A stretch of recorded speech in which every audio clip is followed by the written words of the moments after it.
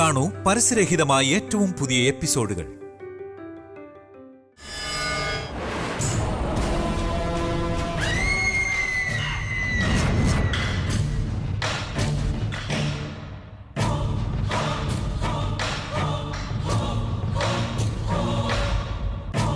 എല്ലാരും ഒരുമിച്ച് അമ്പലത്തിലേക്ക് പോകേണ്ടതിന് പകരം ഓരോരുത്തരും ഓരോ വഴിക്ക് പോകുന്ന എന്തിനാ?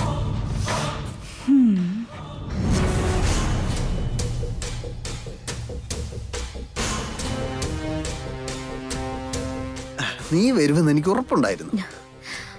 പെട്ടെന്ന് കാര്യം കഴിയുമല്ലോ, വേഗം അമ്പലത്തിലേക്ക് ചെല്ലണം. 10 നിമിഷമേ വേണ്ടൂ. നീ വന്നേ.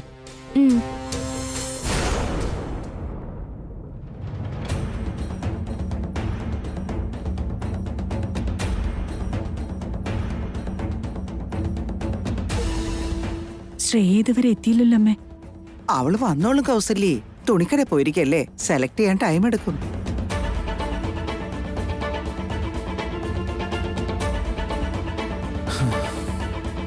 എന്താ നിന്റെ മുഖം വല്ലാതിരിക്കുന്നെ? നിനക്ക് വയ്യായി എന്തെങ്കിലും ഉണ്ടോ?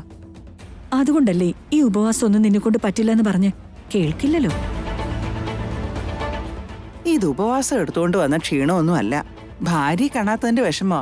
എനിക്കറിയില്ല ഇവനെ. നിനക്കൊരു ഷർട്ട് എടുക്കാൻ വേണ്ടി പോയിരിക്കുവാടാ നിന്റെ ഭാര്യ. നിന്നോടുള്ള ഇഷ്ടമാണതെന്ന് മനസ്സിലായില്ലേ? അവൾ ഇപ്പൊ എങ്ങെത്തും?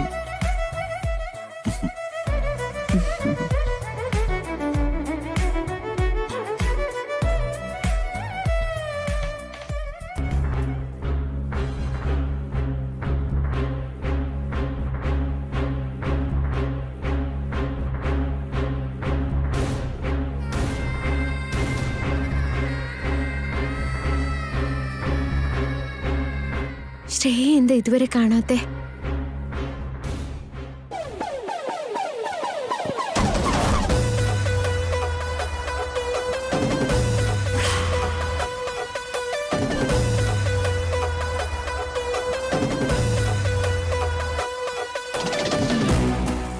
ഊർമിളയോ? അമ്പലത്തിലേക്ക് വരാൻ താല്പര്യമില്ലെന്നൊക്കെ പറഞ്ഞിട്ട് ഇപ്പൊ എന്തെങ്കിലും പോന്നേ? പെട്ടെന്ന് വല്ല ബോധോദയം ഉണ്ടായി കാണും ഊർമിളയ്ക്ക്. എന്തായാലും വരാൻ തോന്നിയല്ലോ, അത് നന്നായി. സന്തോഷമുള്ള കാര്യല്ലേ? പക്ഷെ പൂജയ്ക്ക് തന്നെയാണോ നീ വന്നത്, അതോ വേറെ വല്ല പുതിയ പ്രശ്നം ഉണ്ടാക്കാനോ? അതാ മനസ്സിലാവാത്തെ. ഏതായാലും ശ്രേയ ഇപ്പൊ എത്തുമല്ലോ. 2 മരുമക്കളും കൂടെ ഭംഗിയായിട്ട് പൂജ നടത്തും. കിളവി എത്ര കറക്റ്റായിട്ടാ പറഞ്ഞ. എനിക്കാരുടെയും പൂജയും വ്രതമൊന്നും കൂടണ്ട. ഞാൻ ഇവരുടെ ചായം വെളുപ്പിക്കാൻ വന്നത്.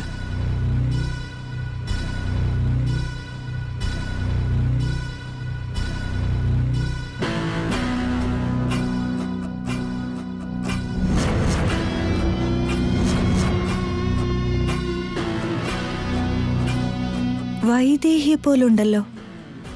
പോലെയല്ല, വൈദേഹി തന്നെയാ.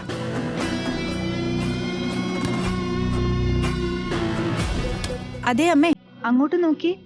വൈദേഹിയല്ലേ ആ നിൽക്കുന്ന?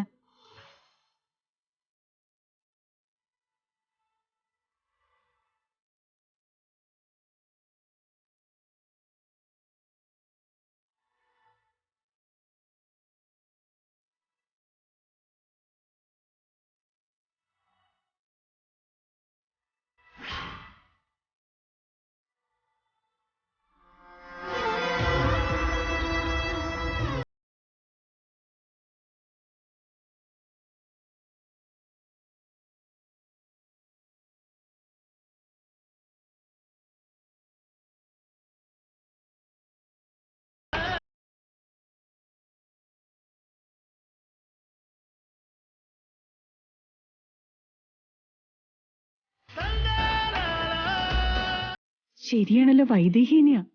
എന്താ അവൾ അവിടെ തന്നെ നിന്ന് കളഞ്ഞ്? ഞാൻ ചെന്ന് വിളിച്ചോണ്ട് വരാം. അമ്മ അവിടെ നിന്നേ.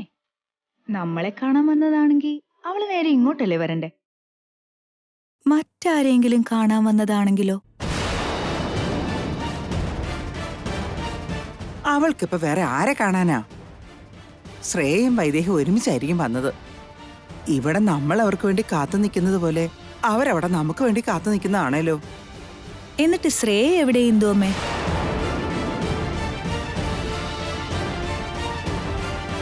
ഈ പൂജ ചെയ്യേണ്ടത് ദേവന്റെ ഭാര്യയായ നിങ്ങളുടെ ഇളയ മരുമോളാ.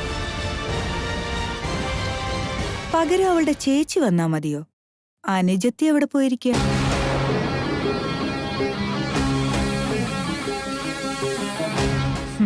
നിങ്ങൾ ഇവിടെ തന്നെ നിൽക്ക്. കാര്യം എന്താണെന്ന് ഞാൻ ചോദിച്ചിട്ട് വരാം.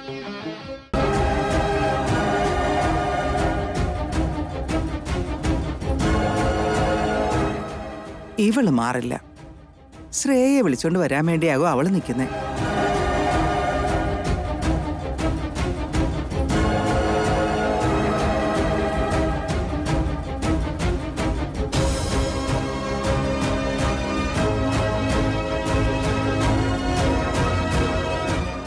നീ ഇവിടെ എന്തെടുക്ക വൈദേഹി?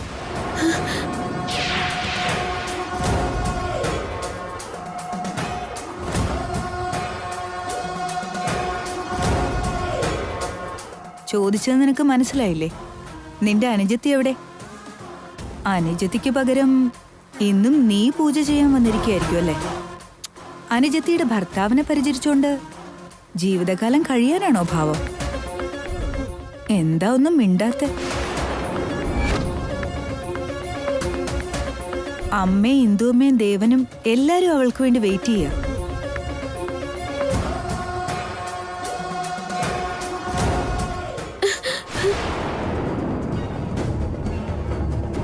ചേച്ചി എന്നാ പോയാലോ? ഓട്ടോ കിട്ടാഞ്ഞ കാരണം ഞാനല്പം വൈകി വന്നേ. എന്ന് കരുതി ഞാൻ വരില്ലെന്ന് വിചാരിച്ചോ? ദേവേട്ടൻ ഒരു ഷർട്ട് വാങ്ങിക്കാൻ വേണ്ടി പോയതാ. സോറി, നിങ്ങളെല്ലാരും കാത്തിരിക്കായിരുന്നല്ലേ? ഇന്നെന്റെ ഭർത്താവിന് വേണ്ടി ഞാൻ പൂജ ചെയ്തോളാം. Any doubt?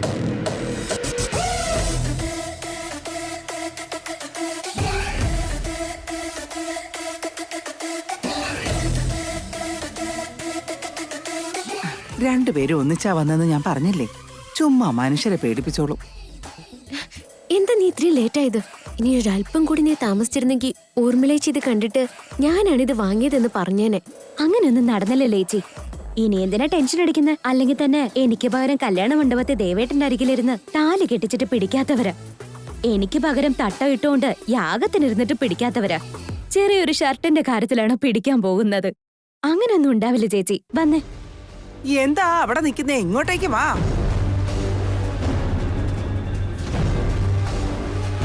ചേച്ചി, സത്യത്തില് ഷർട്ട് ചേച്ചി തന്നെ മേടിച്ചത് നന്നായി. ശരിക്കും പൂജ ചെയ്യേണ്ടതും ചേച്ചിയാ. കാരണം ദേവേട്ടൻ താലി കിട്ടിയതും ചേച്ചിയല്ലേ.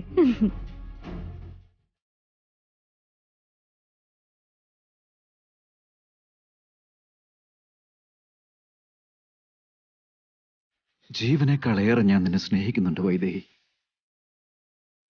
ആദ്യത്തെ പ്രാവശ്യം മുഖം നിറച്ച് മഷിയുമായിട്ട് എന്റെ മഫ്ളർ എടുത്തോണ്ട് ഓടിപ്പോയില്ലേ?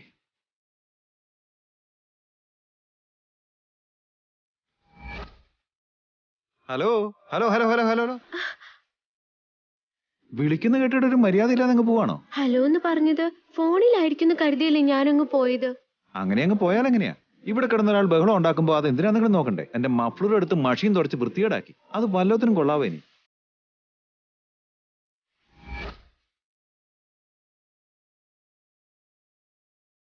ആ സമയത്താ എന്റെ മഫ്ളറിനോടൊപ്പം എന്റെ ഈ മനസ്സ് നീ കവർന്നെടുത്തത്.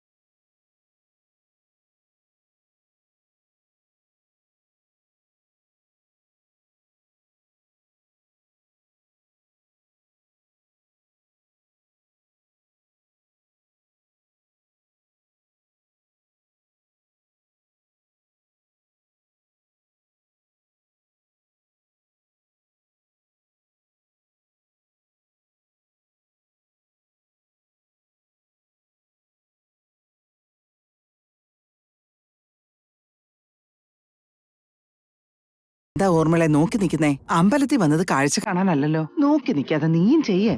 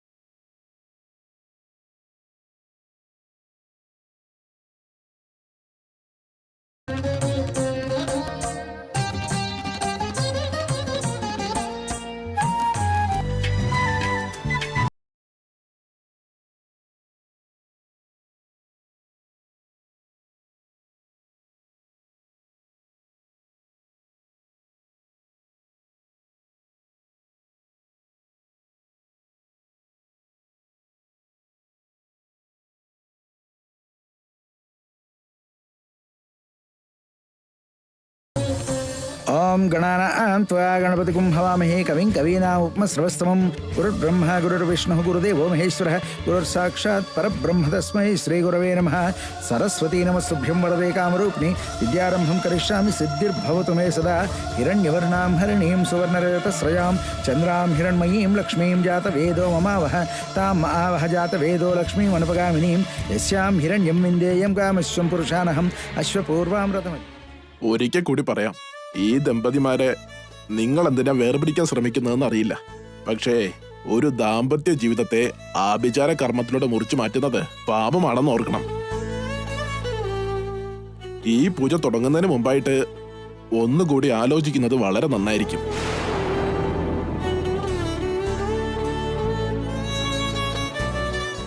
ചെയ്യുന്നത് പാപമാണെന്ന് എനിക്കറിയാം ഗുരുക്കളെ.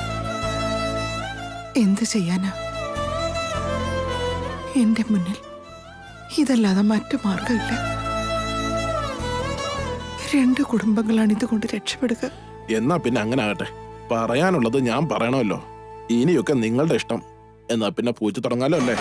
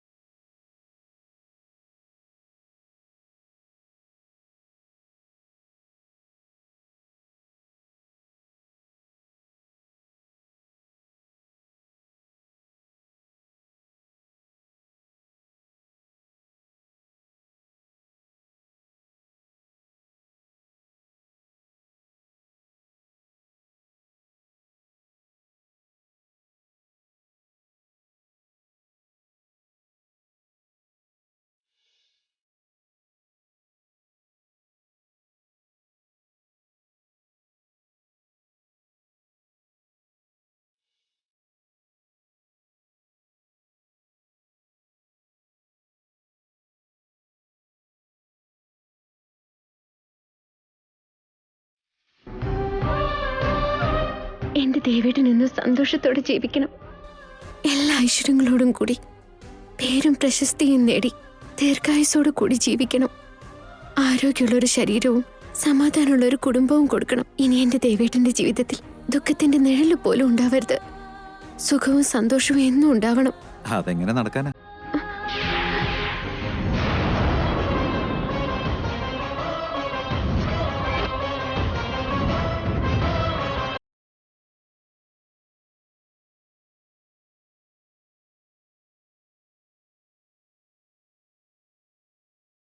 എന്തൊന്നും മിണ്ടാത്തെ? എങ്ങനെയാ ദുഃഖമില്ലാതെ ജീവിക്കാൻ പറ്റുക?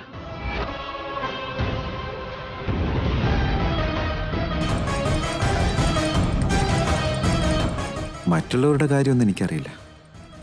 നീ എൻ്റെ ജീവിതത്തിലുണ്ടെങ്കിൽ മാത്രമേ ദുഃഖമില്ലാത്തൊരു ജീവിതം എനിക്കുണ്ടാവുള്ളൂ എന്ന് നന്നായിട്ട് അറിയാലോ. ഇങ്ങനെ നീയില്ലാത്തൊരു ജീവിതം എനിക്കെന്തിനാ? ദുഃഖങ്ങളൊക്കെ അകറ്റണേന്ന് ഇവിടെ കിടന്ന് പ്രാർത്ഥിക്കുന്നതിൻ്റെ അർത്ഥം എന്താണെന്നറിയോ? അത് നീ എൻ്റെ ജീവിതത്തിൽ ഉണ്ടാകണമെന്ന് പ്രാർത്ഥിക്കുന്നതിന് തുല്യം.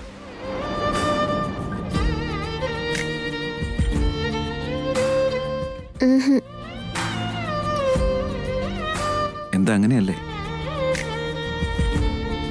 അങ്ങനെ ഒരു ആഗ്രഹം ഇല്ലെങ്കിൽ പിന്നെന്തിനാ നീ ഇവിടെ കിടന്ന് പ്രാർത്ഥിക്കുന്നത്? നീ ആ ദൈവത്തോട് തന്നെ ഒന്ന് ചോദിക്ക്.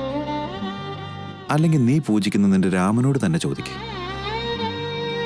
നിന്റെ ദേവേട്ടന്റെ ജീവിതത്തിൽ ദുഃഖങ്ങളൊന്നും ഉണ്ടാകാതിരിക്കാൻ ഞാൻ എന്താ ചെയ്യേണ്ടതെന്ന് നിന്റെ രാമൻ തന്നെ പറഞ്ഞു തരും. പക്ഷെ നിന്റെ രാമൻ എന്താ പറയാൻ പോകുന്നതെന്ന് എനിക്കറിയാം. എടി മണ്ടിപ്പെണ്ണെ, അതിനുള്ള പരിഹാരം നിന്റെ കയ്യിൽ മാത്രമേ ഉള്ളൂ. നീ നിന്റെ ദേവേട്ടന്റെ കൂടെ ഉണ്ടായ അവന്റെ ദുഃഖങ്ങളൊക്കെ അകന്നു പൊയ്ക്കോളൂന്ന്.